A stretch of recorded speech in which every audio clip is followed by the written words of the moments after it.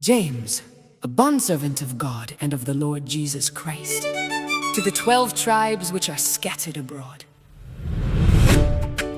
Greetings, my brethren. Count it all joy when you fall into various trials, knowing that the testing of your faith produces patience. But let patience have its perfect work, that you may be perfect and complete, lacking nothing. If any of you lacks wisdom, let him ask of God, who gives to all liberally and without reproach, and it will be given to him. But let him ask in faith with no doubting, For he who doubts is like a wave of the sea, driven and tossed by the wind. For let not that man suppose that he will receive anything from the Lord. He is a double-minded man, unstable in all his ways. Let the lowly brother glory in his exaltation, but the rich in his humiliation. because as a flower of the field he will pass away. For no sooner had the sun risen with the burning heat than it withers the grass.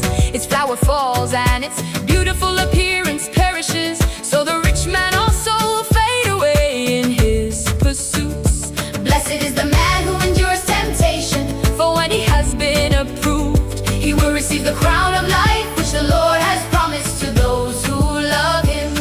let no one say when he is tempted, I am tempted by God. For God cannot be tempted by evil, nor does he himself tempt anyone. But each one is tempted when he is drawn away by his own desires and enticed. Then when desire has conceived, it gives birth to sin, and sin, when it is full grown, brings forth death. Do not be deceived, my beloved brethren. Every good gift and every perfect gift is from above, and comes down from the Father of lights, with whom there is no variation or shadow of turning. Of his own will he brought us forth by the word of truth, that we might be a kind of first fruits of his creatures. So then, My beloved brethren, let every man be swift to hear, slow to speak, slow to wrath, for the wrath of man does not produce the righteousness of God. Therefore lay aside all filthiness and overflow of wickedness, and receive with meekness the implanted word, which is able to save your souls. But be doers of the word and not hearers only, deceiving yourselves. For if anyone is a hearer of the word and not a doer, he is like a man observing his natural face in a mirror. For he observes himself, goes away, and immediately forgets what kind of man he was.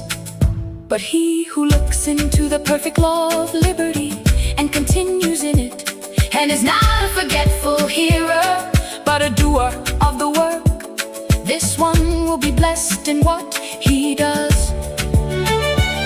If anyone among you thinks he is religious, and does not bridle his tongue, but deceives his own heart, this one's religion is useless.